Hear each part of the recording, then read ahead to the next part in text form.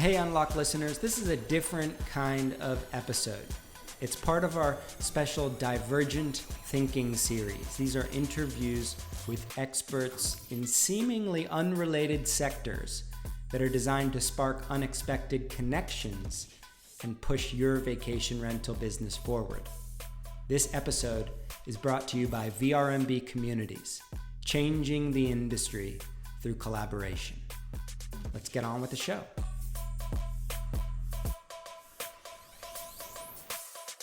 Hey guys. Hey Matt, how are you? I'm good. How are you guys? We're good. It's been raining nonstop for the past week, but it's been really nice. It's lovely weather. And here we are, last episode of this season. Oh, I'm starting to get teary-eyed. We were just talking about breakfast, how much fun and complete this season has been. We've had people from many different industries, not only vacation rental. And this is Stuart's favorite episode. Why is that? Stuart, this is your favorite episode of the season? I think so. I mean, there's a couple of strong runners up, but I really like reaching into a different, not just industry, but area of expertise. And this is one I think is going to really nail things for the vacation rental industry. So, I love reaching into Google X with Sean Stewart and stuff like that outside of the vacation rental industry. But reaching into cooperatives with our guest today, it just fits. It seems like the missing key to the whole advocacy question at a local level, especially around the United States. I assume that's why you, to quote, were obsessed with this guest as well, Matt. Certainly. I would also say that this is a time when our industry needs to do some soul searching. And when we look at some of the problems that everybody is facing, and you start peeling back the layers, you realize that in order to solve them, you need complete, different, and new systems. You need new processes. You need new ways of doing things. And Nathan, as one of the world's leading experts in the cooperative movement, when I first came across his work, I realized that a cooperative is not that much more than a business that is structured so that all of the stakeholders actually have ownership, have the ability to make decisions for it moving forward. And I don't know why the cooperative model doesn't really get the attention that it deserves. But for me, this is a perfect capstone for a really amazing season in planting a seed in our listeners' brains of potential new ways of thinking, new styles of business that we can all begin to implement moving forward. I am extremely excited about this episode too. Is there anything either of you would like to add, because this is your last official introduction of the season, and I may end up just hiring an entirely new crew next season? Oh, well, thanks for the news. Good luck finding people to work with you. No, I'm just kidding. Hey, it's been fun. It's been so much fun. It helped me get a little over my fear of doing this. So it's been fun to be on the other side. And thank you for including us, and can't wait for next season. I think this is the perfect time to announce the Tammy and Stu Giant Vacation Rental Podcast of everything. VRMB Takedown.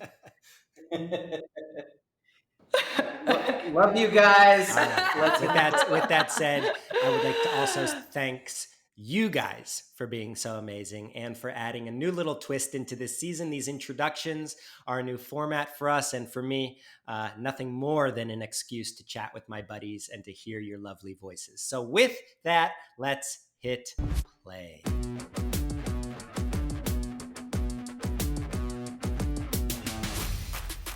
Nathan Schneider is a journalist and professor of media studies at the University of Colorado Boulder, where he's also the director of Media Enterprise Design Lab.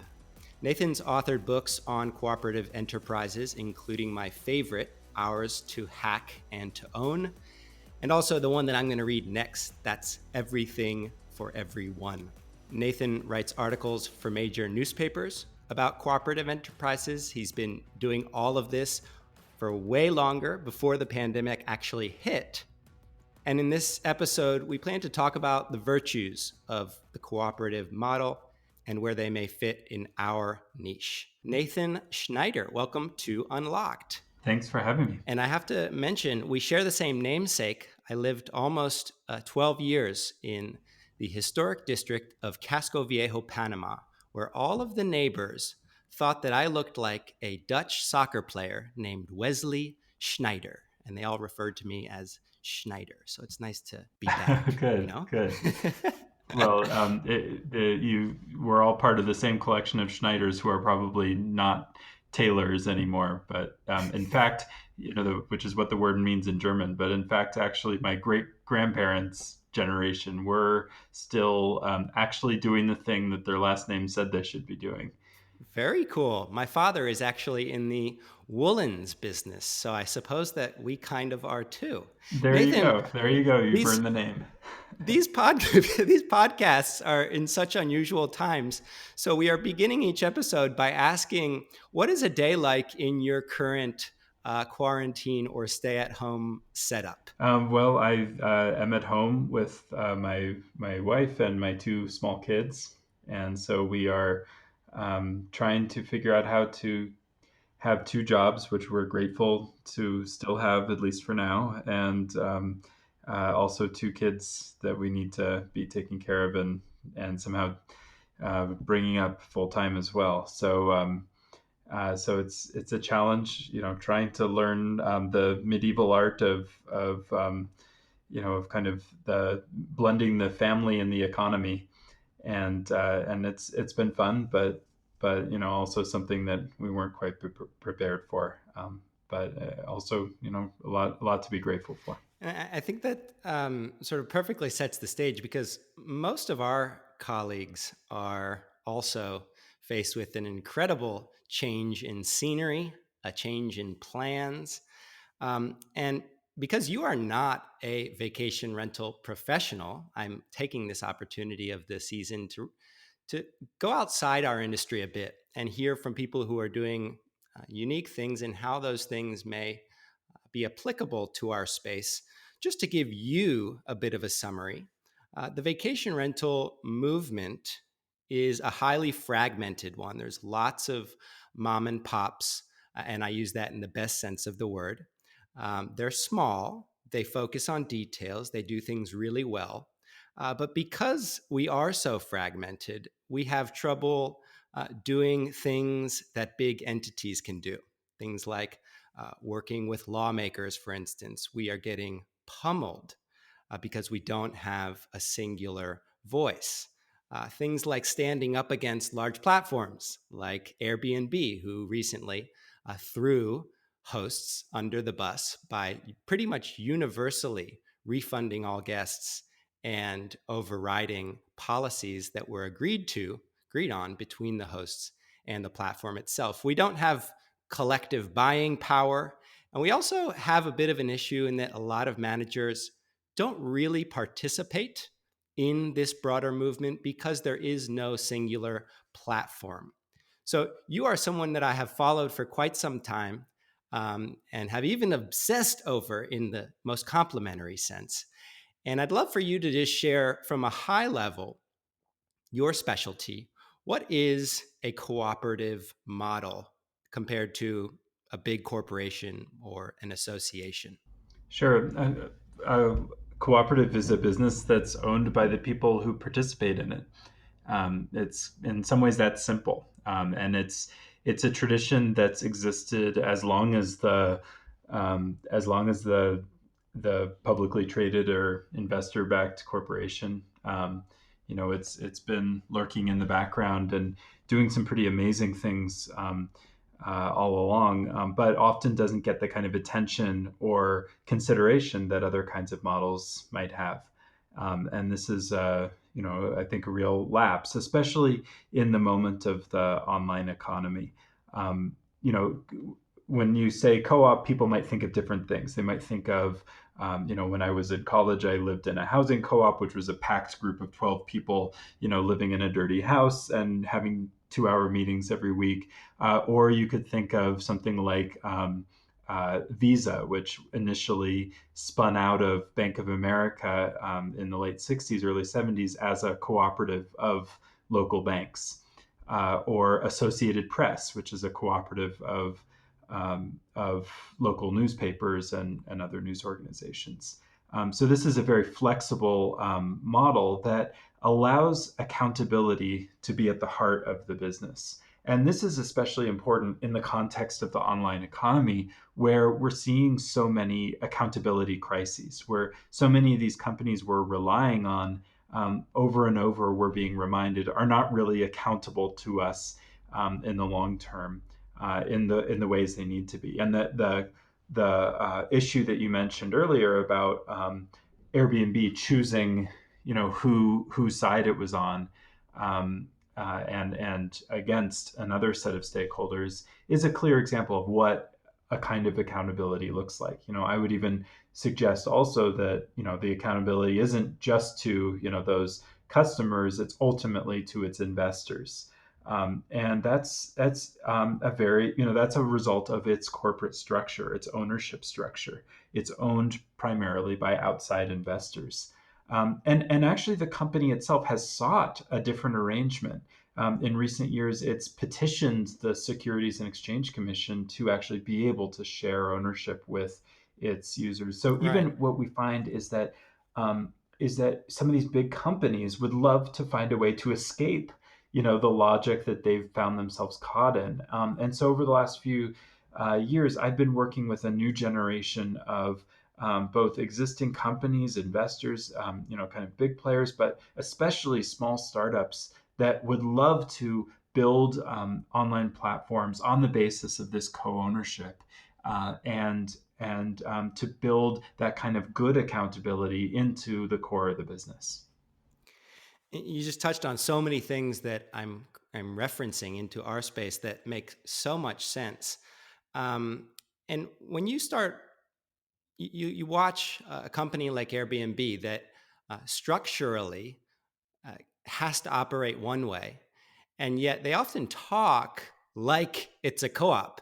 They talk that they're representing the constituents, the hosts, but in this particular instance, and this was really forced down to a singular decision, they were forced to choose, who are we going to side with right now? Is it going to be the guests or is it going to be the hosts?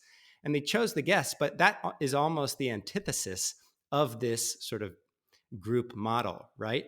And what I'm curious at in your experience is, does that need to be baked in from the very beginning to an organization, or can a group transition? Well, the project that I've been really focused on lately is this idea of exit to community, which is a transition model. At the same time, I'm also, working on approaches to baking it from the beginning. For instance, I helped found a startup accelerator called Start.coop for new co-op startups. But the exit to community idea is premised on this logic that, startups, as Airbnb once was, are kind of temporary organizations that are trying to find a market. And the way it is now is, once a tech startup finds a market, it has to either have a big IPO, sell on public markets, go public, become publicly traded, or sell to a larger company, which is by far the most common option. And so even if someone builds a startup with the intention of trying to create a community, Airbnb, I think, is an example of that. You can also think of Etsy, a company that really has tried to do things differently and do right by their employees and their the creators who rely on the platform. But often they've had to compromise those visions in pretty significant ways because of the demands of their investor owners. And so the goal with exit to community is to create a new exit option so that it's, under certain circumstances, we can finance and execute conversions where these companies can be owned in the long term by their true stakeholders, by the people who really rely on them. One other example is meetup.com. This is a really important, site for people, having kind of creating communities around the world, and enabling people to have get-togethers that are called meetups, and they have a really loyal community. And the founder actually, was a speaker at our first platform co-op conference in 2015. He's been part of this conversation ever since. He would love to see this company become a co-op. The revenue already flows through its communities, so the users are already paying for the platform. So it's a very appropriate model. And now WeWork is in the process of selling this company off in its kind of demise. So it's unfortunately, we haven't been able to make that model work. It's a reminder of how our economic system, our taxation system, the system around investments and capital flows is all designed to enable, ownership by a small number of wealthy people or fund managers, rather than ownership that really is oriented around stakeholdership.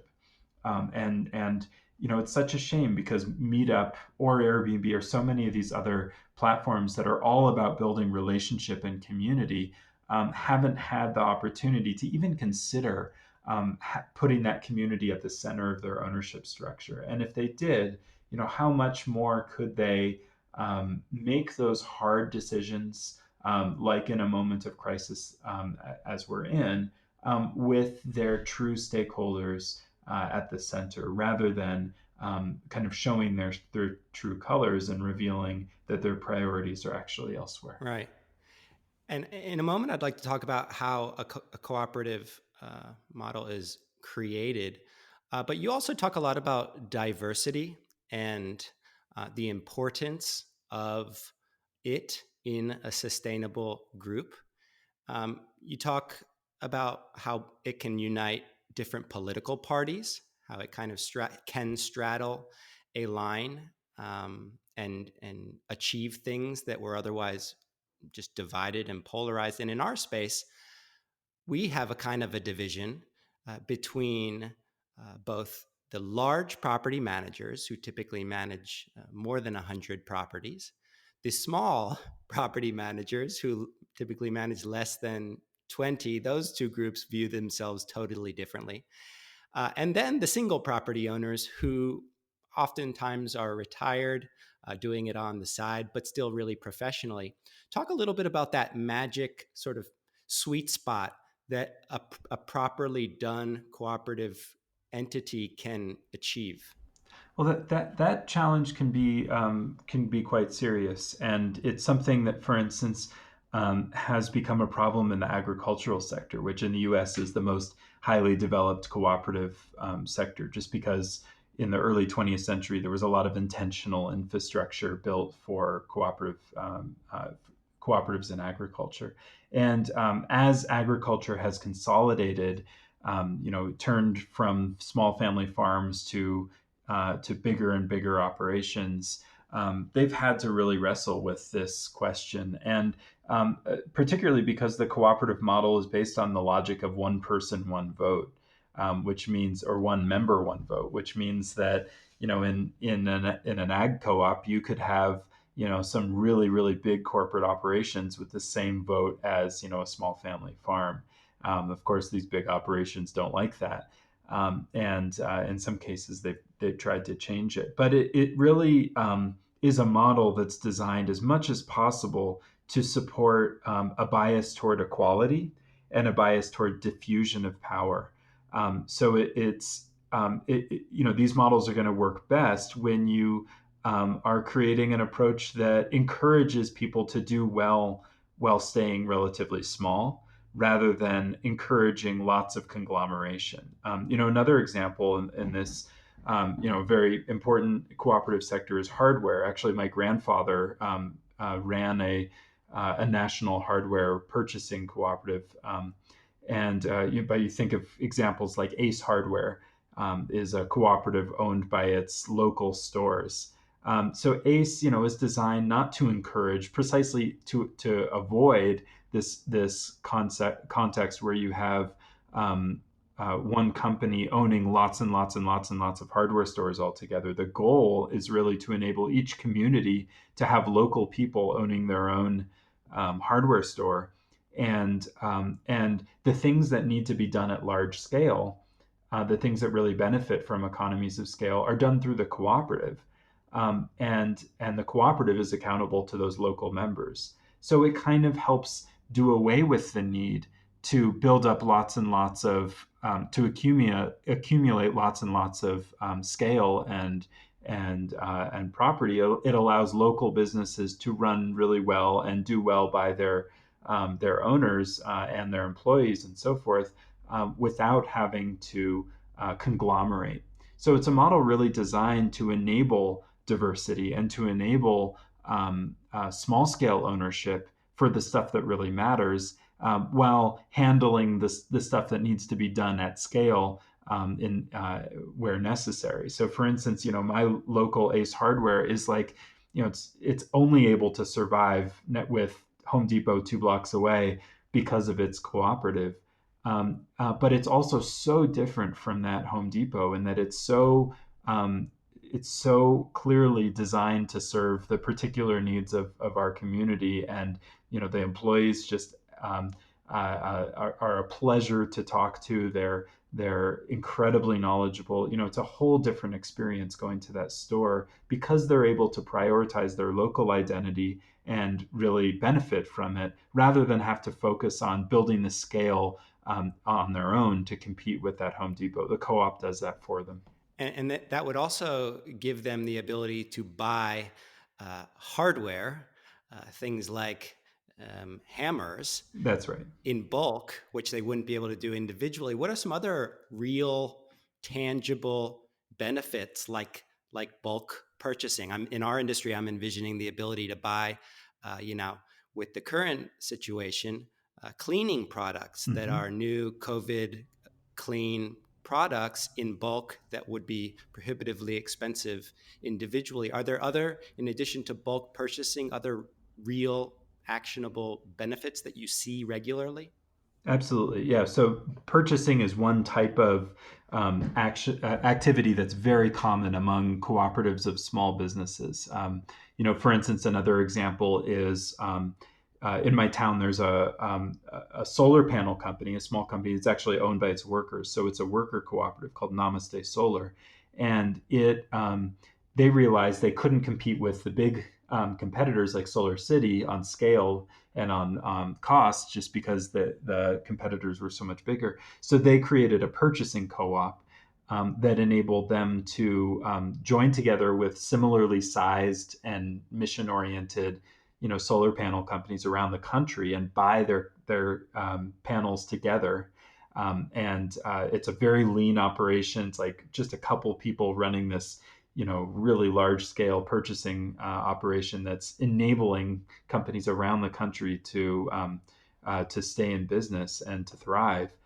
But then what they spun off is another co-op that does maintenance. So they realized, okay, we're all working together on purchasing, but when I install a panel over here in your territory, I don't really want to go maintain that over and over. We're going to have an agreement about maintenance. So you could see that also with vacation rentals, where on very clearly defined business needs, fellow renters, fellow hosts could work together on, for instance, the cleaning work or related kind of maintenance issues that everybody has in common.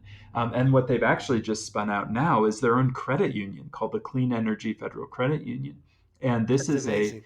A credit union is a cooperative financial institution. And what they found is they needed their customers to have access to better loan conditions. And they realized if we build, if they build their own credit union, they could achieve that.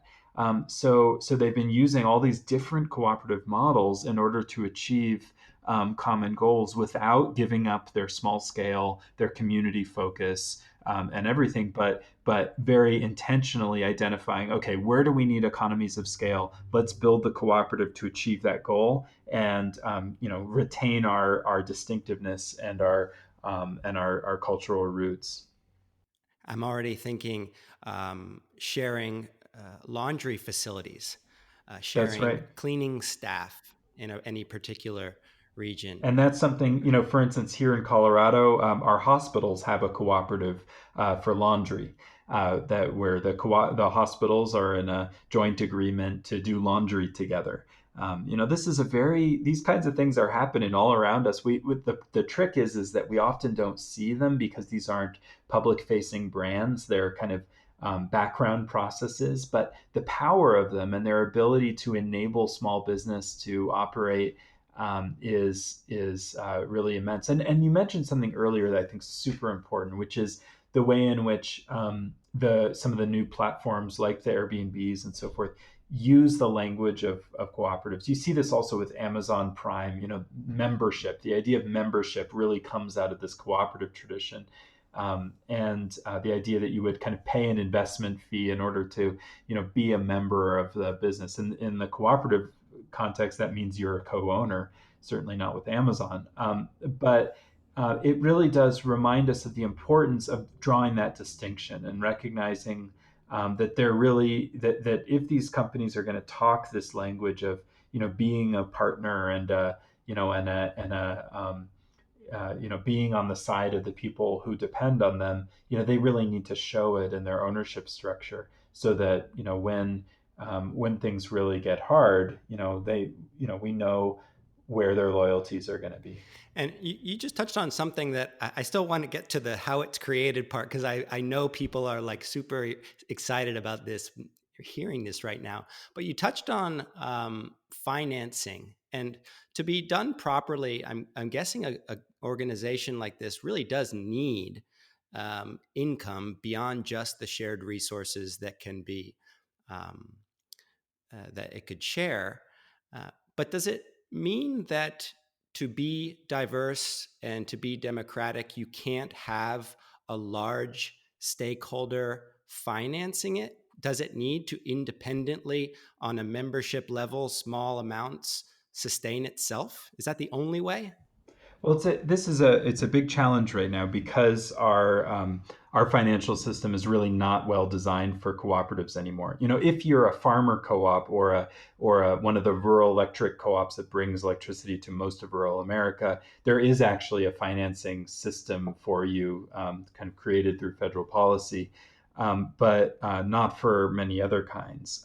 And so this can be a real challenge, but one of the superpowers of the cooperative model is its ability to raise capital from members. So in the cases where you can actually run the business on the existing capital of members, either small businesses or individuals, co-ops can raise that capital from their members in ways other businesses legally can't. So that can be kind of cool. But in cases where you need larger amounts of external capital, that this is an ongoing struggle. Some of these new wave cooperatives have found ways to raise capital through some creative means. For instance, we just had the first venture deal go through with one of our platform co-ops called Savvy Cooperative, and a very creative venture capital investor called Indie VC. And they set up a structure where there is ownership, partial ownership, but it doesn't come with voting rights. And under the cooperative statute in Colorado that this is incorporated under, this is all kosher. And so a lot of cooperatives are experimenting with ways of working with investors, outside investors, that don't give up on the cooperative principles, but still ensure that the investors get back what they put in, and then some, that it's an attractive arrangement. So there's a lot of creativity going on around that question right now. But at the same time, I think in a lot of these cases, the capital is actually in the communities. It is actually among us. When I talk about cases like that purchasing co-op for the solar panels, that's not a highly capitalized business, even though it's doing lots and lots of, the cash flow is very high. They're doing, I forget exactly the scale, but, somewhere in the range of tens or hundreds of millions of dollars of purchasing. Their overhead is very small because they're relying on the capital and activity of their member businesses. So if you're able to identify clear flows that are already happening and just redirect those flows through the cooperative, you can unlock a lot of value without needing outside investment. Of course, if you're an electric co-op and you're building a nuclear power plant, you're going to need some outside investment, and there are ways of enabling cooperatives to be financeable in that sense. Though it's something that we're really having to reinvent. There's a $130 billion cooperative bank down the road from me called CoBank, designed for agricultural cooperatives. And so if you're a farmer trying to build a co-op granary, you can go there. But if you're a tech platform, they're not set up for that. And so a major priority for me and people I work with right now is to try to build that financial infrastructure for the new generation of co-ops that are clamoring for it. And we're making some real strides. I mean, just had the most significant employee ownership law passed at the federal level in about 20 years in 2018, signed by President Trump, the Main Street Employee Ownership Act. And there's progress happening on a number of fronts like that. I think there's a lot of reason to be hopeful that that we're going to get some much better tools for enabling this kind of business. But in order to get those, often we need the pioneers to demonstrate that these models are really needed and wanted and can work. And that's kind of the phase we're in.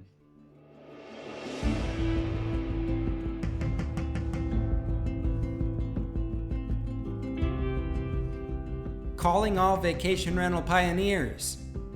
VRMB Communities is a new collaborative tool that's fundamentally reimagining the way our industry works. If you're a community leader interested in being part of our alpha testing phase, head over to vrmb.com and register to learn more. Let's get back to the show. I'm glad you kind of segued there with pioneers. My guess is that these kinds of ideas are first conceived in times when things are not exactly in order, in times of chaos, when systems that were supposed to be supporting us are breaking or either broke. Can you talk a little bit about, across all of these models that you've been studying over the years, what are some of the earliest stage of players? Like, what does it look like at the very beginning? Is it just a group of people who are pissed off and who get into a room together and set something up? What does that inception moment look like? Yeah, I mean, we often have that vision of like, a cooperative must be a bunch of like faceless people getting together and doing something. But, one thing that's really struck me is that individuals matter in this history. I've just been hit with that over and over. And, groups matter too, just like they do in other sorts of business. Like Steve Jobs didn't build Apple alone. But Steve Jobs was pretty important in that process, and actually in cooperative history, you find a lot of the same things happening.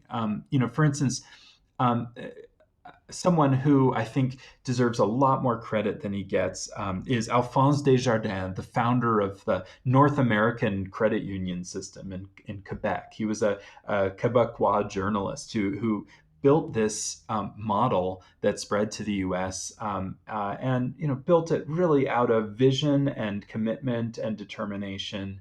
A lot of the you see these kinds of figures all over the place. the couple who started REI as a cooperative because they wanted to get really nice outdoor equipment from Germany, and they couldn't just buy it one off. They had to get it with other people. The great cooperatives have been built by visionary entrepreneurs, just like any other kind of organization or business. And part of the trouble is we haven't done a great job of honoring those visionaries and leaders. So the examples I've been mentioning earlier, the solar panel co-ops based here in Colorado, the people who started those, I just feel so privileged to know them because they're incredible leaders and visionaries who were building models that they just saw as necessary and building it with a great deal of sacrifice and commitment. So I would really encourage listeners to not just sit around waiting for that group to magically appear, but to recognize that this kind of work requires tenacious, creative, devoted leaders who work with their communities and in their communities to unlock the value that those and the strength that those communities have latent in them. And it's not a kind of faceless mass of people. It's groups of dynamic and sometimes lone individuals who have a vision that others don't see yet, that make these things happen, just as in so many other areas of life. When I first came across your work, I realized that that just describes perfectly our colleagues. They are motivated, entrepreneurial. They stand up for what's right. They're intelligent. They want it to be done the right way. They have meaningful roles in their communities. So I think that's going to really resonate with a lot of them. I'd like to jump into some of these kind of rules or pillars that you've put together, several of which I think are especially relevant for our industry. The first is voluntary or open membership. And when I was first reading this, I wrote it down in my notes as non-denominationalism, which is in my own way of understanding that you need to have an open door policy for any kind of vacation rental business that wants to be part of the solution. Can you kind of summarize that pillar and how it applies? Yeah, and these are old cooperative principles that are kind of derived from the especially the British cooperative tradition starting in the 1840s, and then became adopted as part of the international cooperative movement. And that this first principle of open membership. You're right to talk about non-denominationalism because in the context of 19th century Britain. It was a very important stand to say that our cooperative is not going to. It doesn't care whether you're a Catholic or a Protestant or a Quaker or whatever. Those were really important lines that people were worried about, and these cooperatives insisted from the beginning we are not going to discriminate around those lines. In other contexts, that definition has had other meanings. One real concern, for instance, with Associated Press, the cooperative of news organizations, was that it started to become a kind of crony operation where the members were using the cooperative against their competitors. It was actually the Supreme Court in 1945 that forced them to adopt truly open membership in the United States, because they were becoming uncompetitive, anti-competitive. And one value of open membership in a market economy is to say the cooperative is not a club good for people who are lucky enough to be its members. It has to be part of an open and competitive environment that encourages even its members to pressure each other to be their best selves. My grandfather's business's bylaws opened up by saying this is a cooperative of competing hardware distributors. So they were really holding that balance, saying we're cooperating on things of shared interest, but we recognize we're all also looking for the same business as people doing vacation rentals would be. And so that open membership is a way of helping to keep the good competitive flows happening. even in the context of cooperation. And finally, in a world like ours, where we have to be very concerned about discrimination, which is certainly a major issue in housing and in vacation rentals as well. I think we want to interpret that open membership as a deep commitment to anti-discrimination, anti-racism, and other concerns that run deep in our societies. To recognize that a cooperative should stand against anything that smacks of a kind of a kind of racism or related forms of oppression, and that these organizations should resist those tendencies that might appear in other parts of society. Yeah, and we talk a lot and think a lot from a production standpoint on both this project as well as our other media projects about diversity. And it is weird, I got to admit, attending our industry conferences, and pretty much everybody looks exactly the same. And we recognize that that is not a reflection of the general travel public, and that we're really doing ourselves a disservice by not having more diverse representation in leadership. And that's because our industry is new, maybe has some other roots. But one of the other sort of pieces that you talk about a lot is participation. And I mentioned at the beginning of the conversation that we have a bit of a participation crisis. There's lots of independent owners and managers who are passionate, but they don't necessarily have the chance or the platform, or I don't know what it is. What is the role of participation in a successful group like this? Well, it depends so much on the type of group. I mentioned earlier, my housing co-op when I was in college, and we had to have these grueling 2-hour meetings every week because we were, all stepping on each other all day and, using each Making a other's mess. soap or whatever. um, and in a case like that, really high touch participation matters and, should rightly be expected. In a context where individual, business owners or the like are all very busy running their local business, and the cooperative is only one part of their broader activity. You want to really attune the participation expectation to what is appropriate for those people. I'm a member of the largest a credit union that's the largest mortgage lender in the region where I live, and thank goodness they're not calling me every time they have a loan to consider. I have no idea I don't know anything about loans. I'm completely unqualified, and couldn't care less. I have no time for those kinds of decisions. So in a large cooperative or anything of any scale, you have hired staff who are professionals who do the work, and the role of member oversight is at the large scale policy level. So it's really all about identifying what is the right balance of participation that will ensure that members have the oversight they need, while also ensuring that it doesn't become burdensome.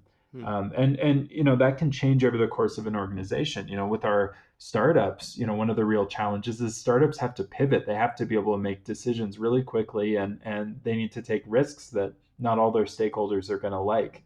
And so with our startup co-ops, we really have to strike that balance carefully and make sure that that there's a culture also of respect and patience for allowing the founders and vision holders to be just that, to really take leadership risks. And we found that's very possible. When you build a healthy community, it's a community that trusts its leaders.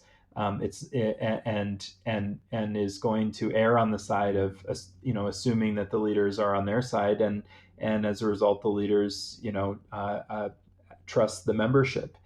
So you can get some really healthy dynamics there that prevent the need for a lot of kind of intensive kind of involvement in minutia from the membership. And ideally, in a lot of cases, your democracy runs best when there's a sense of public trust, and you don't need to agonize over everything, but you really trust people who are in roles, particular roles, to represent the interests of the true stakeholders. So it's something that every group is going to have to answer in their own way, and diversity does present challenges, as we were saying before. It sometimes cooperatives have wound up becoming very homogenous because trust is easier in a homogenous environment. And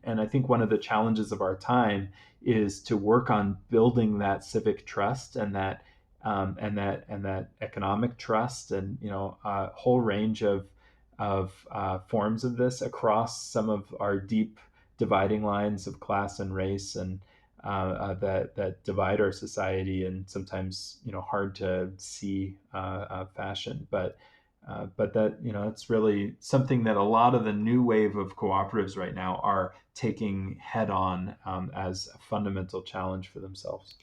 Especially in our space where trust is the most important factor. Oh, yeah. I mean, you're going to stay in $1 million vacation home. There needs to be some trust there. If you're going to be managing my payments for a guest staying in a multi-million-dollar vacation home, there needs to be trust there. If you're going to be renting out a home next to a family who actually just wants some peace and quiet, there needs to be trust there too. So that's something that a lot of our colleagues are working on a regular basis. Cooperation is also kind of built into this whole thing. That's something that a lot of our stakeholders are working on, but that's also one of your core pillars, right? Well, that's the core of it, and you can imagine building that trust through co-ownership, right? So, for instance, a lot of the new platform co-ops that are emerging are multi-stakeholder, which means because online platforms are multi-sided businesses, multi-sided markets. You have both your hosts and your guests. We're seeing membership arrangements that include both for these businesses. I believe that's the approach, for instance, of Fairbnb, which is a European platform co-op that Mm-hmm. is in the kind of vacation rental space. And they're trying to build and amplify that trust through a co-ownership arrangement where the guests are also part of the business, and so they're embedded in it. So if they trash somebody's place, they're trashing their own business. They're harming something that they have a stake in.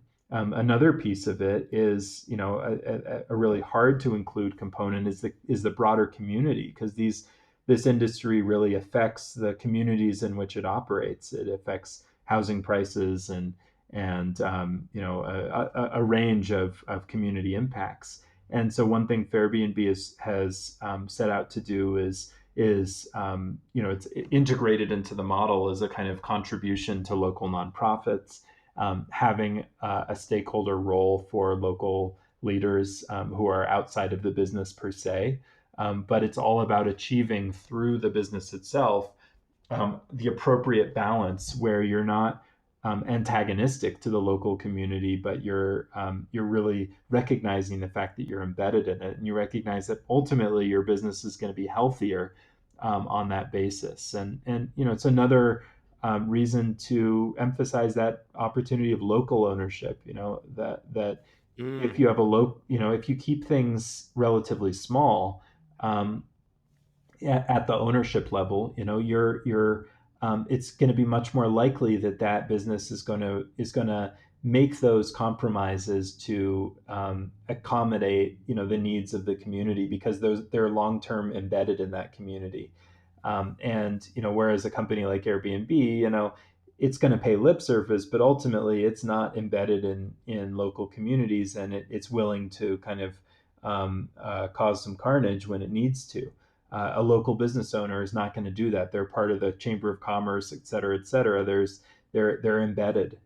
And that's, that's the balance that I think cooperatives are really good at striking, is saying, you know, we can achieve economies of scale at the same time as we're involving all stakeholders deeply, as at the same time as we have that kind of the good sides of a local business, where you're able to have people who just, understand their communities in a way that, no digital platform really ever can. Hmm. And the, I mean, we've talked about what some really successful cooperative models look like after a certain period of time. We've also talked about some of the steps that are needed that go into creating one. Um, what are some of the traction need? Like what kind of things typically make or break once the group is formed to sort of spin it with momentum into the future, as opposed to sort of a great idea one day, but then something that sort of fizzles out over time? Well, these are, depends so much on the particular businesses. One of the real challenges is maintaining a cooperative culture. You go, for instance, in my grandfather's time, he grew up on I keep mentioning him just because his life was really touched by this model in all sorts of ways. And he grew up on a farm with no electricity, and it wasn't until the electric co-ops came in the 30s and 40s that the area he grew up got electricity. And the people who experienced that transition and were part of it, and were going to the meetings and stringing up lines, helping to install washing machines for the first time in houses, as he did. They knew that this was a cooperative, and then it mattered it was a cooperative. You go fast forward a few generations, and a lot of the people who are getting electricity from those same companies don't know that it's a cooperative, have never voted for the board of Mm-hmm. directors, have never been invited to do so in any, really significant way, because, the current board's kind of happy with their job, and, don't want people Right. to know, that they can be voted off. And, and so it's an ongoing, it's a need for ongoing maintenance, as any, political or business entity needs to, but cooperatives need to do it in their distinct way. And one organization I work with is called We Own It. And what we do is we organize members of cooperatives to really activate their co-ops. And we especially focus in those rural electric co-ops, because a lot of these have incredible opportunities to be leaders in the fight against climate change, and to adopt solar power, to adopt really progressive energy savings programs, also to deploy broadband internet to rural communities. And a lot of them are just kind of sitting on that opportunity. And what we find is, if we activate members, help them discover their own interests, they can really turn their co-ops around, and keep them vibrant and creative. So just as in our political democracy, we need to keep our kind of civic imagination and culture vital and active, or else things start stagnating. The same is true in a cooperative context. You need to kind of renew the entity every generation. And one thing that's been really interesting is, I saw this. A bunch of us have known about this for a while, but it went viral it becomes trending on Twitter this weekend. Was that Land O'Lakes removed the big news was that it removed Yes. the image of the Native American woman from their butter boxes, right? But the real news, in my view, was that they elevated farmer owned from being like little words in the corner. Totally. I was like, what? Farmer owned? I didn't know that. Absolutely. This is a co-op going back to the 1920s. And the real news was they elevated the fact that they're farmer owned. And this is a trend we're seeing among these old rural co-ops that during the Cold War were, hiding and Mm-hmm. disguising their cooperative identity, that, really had radical roots in their origins. And now they're starting to realize, hey, actually, people care about this again. This Yeah, that's actually a virtue. That's right. That's right. This is not something to be afraid of. This is something that, the foodies and this new generation of people shaped by 2008 and the kind of corporate crisis of that period, are going to want to see on their butter. REI has been doing the same thing now. Co-op is part of their like main branding, and others are starting to move in this direction too. And that it's a sign that these co-ops are kind of rediscovering their cooperative nature. And I think that's the kind of thing that needs to happen, more often, more readily. And we have to recognize that we are living in a world surrounded by what has been created through cooperative business, and we have an opportunity to be a part of that, and help shape that kind of world. Yeah, one of the sort of patterns that is definitely being accelerated, one that we talk about a lot because of the pandemic, is indeed a return to craft, a return to local, a return to small. In general, what do you see this pandemic? Because it would not be a post-COVID podcast without addressing it. What do you see the pandemic and the changes to our new world doing for the cooperative model? Well, right now it's hard to say, because a lot of the co-ops I'm working with and the national organizations, they're really, they're trying to get by like everybody else. They're trying to survive in a moment where their existence is threatened. Um, but there's starting to be some conversation about what happens next, and a lot of them are starting to remember that the major strides in cooperative legislation and policy that they really rely on happened during the New Deal, happened in a moment after a crisis like this. And so, in a moment of recovery where we need to awaken every economic potential that we have in our society. There's going to be a real opportunity to recognize that there is economic potential in cooperatives, in communities of people kind of being co-owning. We can't just rely on the investor class to fuel all of our business activity. We need other models as much as possible, and so I think there's going to be a real opportunity for these models to help fill the gaps that the investors aren't going to fill. Investors are going to be very cautious and careful and anxious, especially about investing in the most vulnerable, needy communities in our society, and we need the tools so that those communities can activate their own value. So that's really, that's something that makes me kind of hopeful about the moment we're entering in, even though it appears very dark. And I hope also that there's an opportunity to recognize the lateral relationships among members as a value. I've been working with the credit union, the think tank for credit unions called Filene, named after Edward Filene, the great department store mogul who was also a leader in building the credit union movement in very significant ways in the United States. And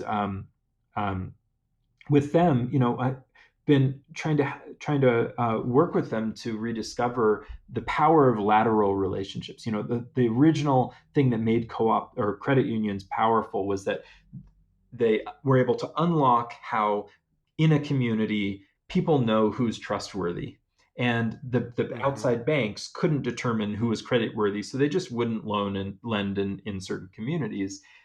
With a credit union framework, those relationships could unlock powerful economic potential. And a lot of credit unions have kind of forgotten that superpower that they have. They think, just like banks do, about what's our business's relationship with individual members, blah blah blah. And I hope that this becomes a moment where some of the existing co-ops recognize that actually maybe their greatest power is in how they can help members support each other. And we're seeing that happen at a grassroots level with these mutual aid groups that people are forming in local communities. And and that kind of energy can be channeled into sustainable, powerful cooperative models. when we think of how much, the credit union system, the rural electric system, to some degree, housing, a lot of housing was developed in moments of crisis through cooperative models. And, we have an opportunity to build lasting infrastructure in the way that, our ancestors did, or people who lived here before did. And we got to remember those, those histories in order to recognize the opportunity of the moment that we're in, as well as the real deep challenge it presents. Yeah, I think it also, just kind of reading between the lines, is going to require some courage from a lot of our stakeholders who maybe never expected themselves to be in this position. I just received an email this morning, and the woman said that she was going to step up and begin participating in her local short-term rental advocacy group. She ended it by saying, I feel that people are down on what they're not up to. She says, I never dreamed I would be called for the cause.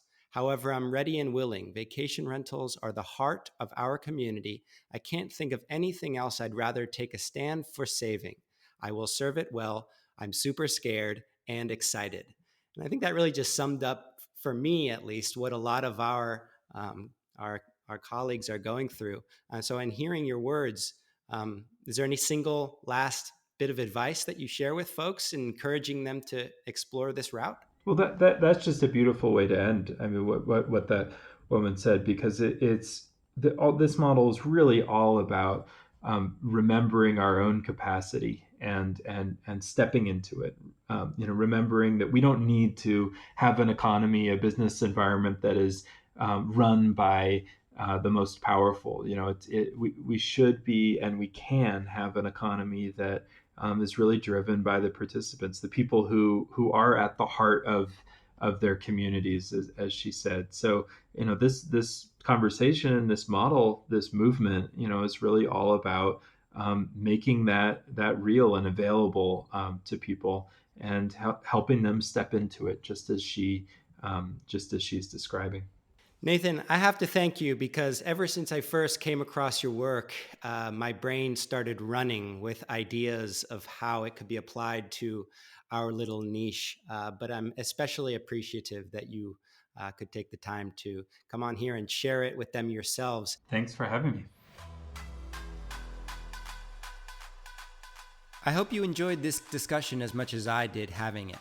The episode was produced by Tammy Rowe and Stuart Hooper of Mango Fish Studios. Our intro song is The Moon of Pajang by Instant Party. And if you feel inspired, please consider sharing to social media with your big takeaway. We love takeaways. They make us feel great. Lastly, if you want to receive updates, you can do so at vrmb.com/mmm.